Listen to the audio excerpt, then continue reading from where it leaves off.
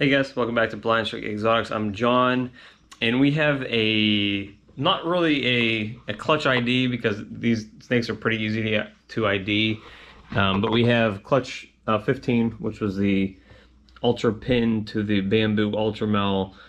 We had 7 good eggs and 7 healthy hatchlings, and there's not a lot going on in this clutch because everything's Ultramel.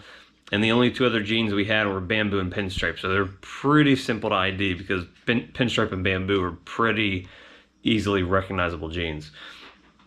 So we hit 2 Bamboo Pinstripes. I thought they might have been world first, but somebody else hit one, I think earlier in August, which is kind of like bad timing. But I hit 2 of them, and I'm probably going to end up selling both of them once they get on food.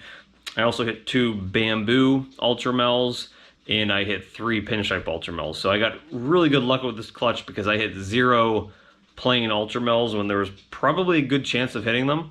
So this clutch was awesome. I'm really happy with it. So let's take a look at what we got. So as you can see, I think all of them except for this Bamboo right here has shed so far. So let me get out the Pinstripes first. And I'll show you the 3 Pinstripes because they all look a little different. And it makes me wonder if there's something else hiding in one of the parents. So I bought the parents from the same person. That guy bought the parents from, I think, 2 different breeders, and there wasn't a whole lot of information on either of them. Other than, you know, the female was a Pinstripe Ultramel and the dad was a Bamboo. But as you can see here, these 2 Pinstripe Ultramels look very similar. They have kind of the continuous pinstripe pattern going all the way down their back. They're a little darker, there's a little more dark orange to brown coloration going up on their sides. And then you throw this one into the mix, and this snake, the pattern is completely broken up on the back, and it's a lot lighter than the other 2. Now I don't know if that is just a variation in the genes, but this snake right here looks a lot different than the sibling there for just being a Pinstripe Ultramel. This snake's a lot lighter. If you can check out the sides there, are a lot lighter than the sides on this snake, and the pattern is completely broken up going all the way down its back. It's very easy to see in the parents that, the dad was a Bamboo and the mom was a Pinstripe, but it's kind of hard to tell in them if, maybe there was a pastel or some other lightning gene that would do something like this. So, I'm going to try to look into this one a little more. These 2 to me are just, it's very easy to see these 2 are just, Pinstripe Ultramels. This one, it's definitely Pinstripe, but it looks just different enough from these 2 that I'm thinking it may have some other gene in there. So, we'll look into that a little more, but all 3 of them are great looking snakes.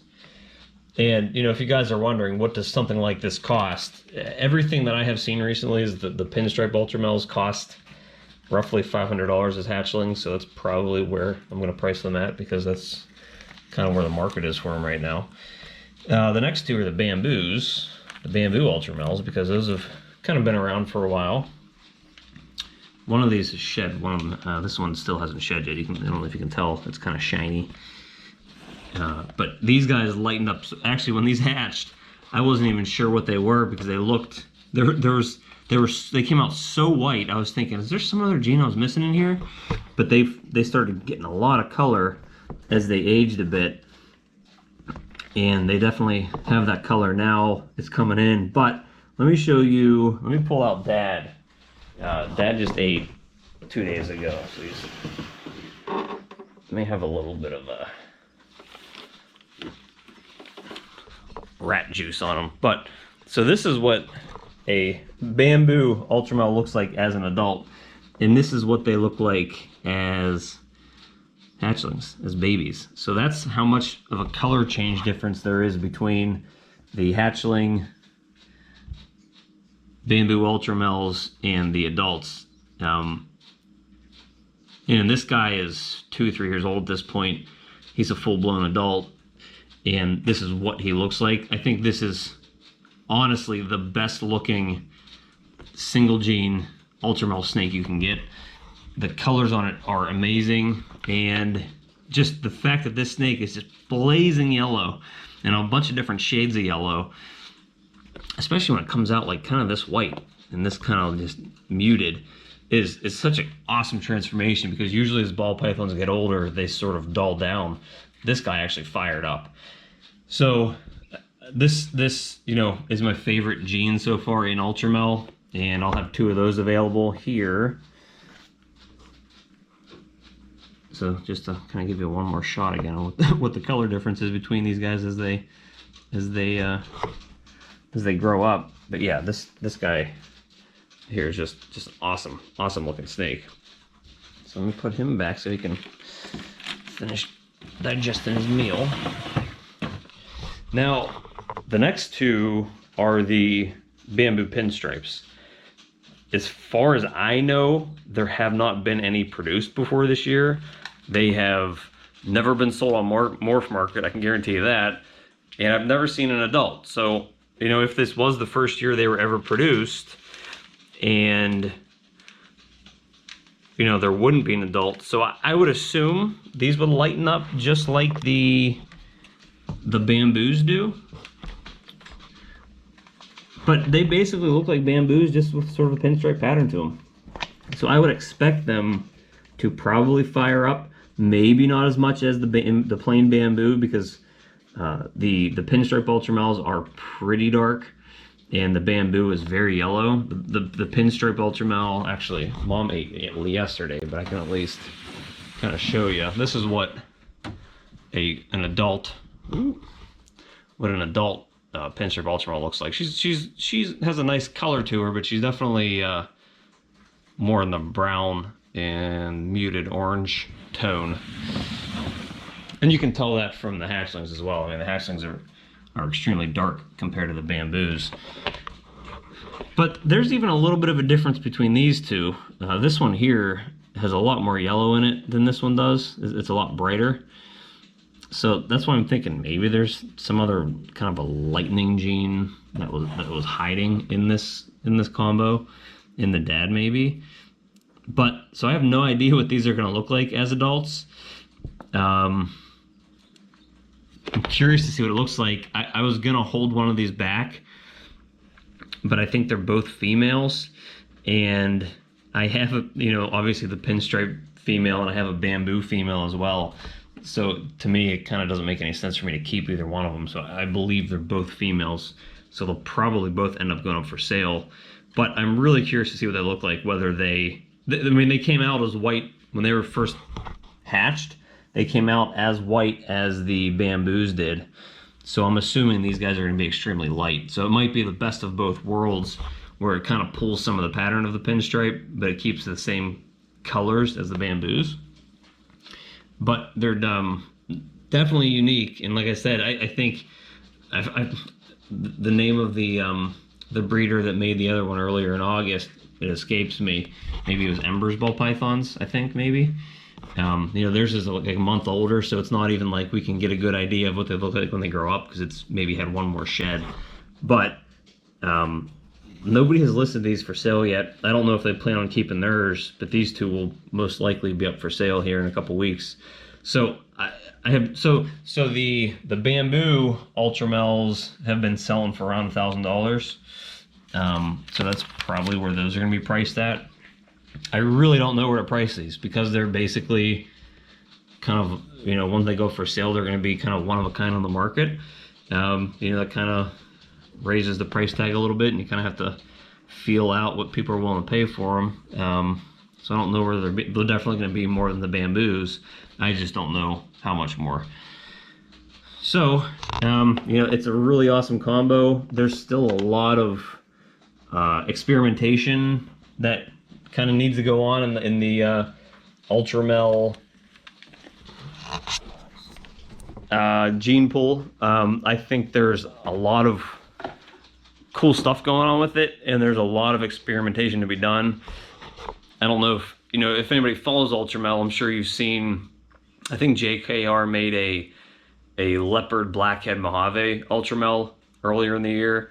That was, I'm really upset that I missed out on buying it because I'm kind of diving into the Ultramel project a little bit here.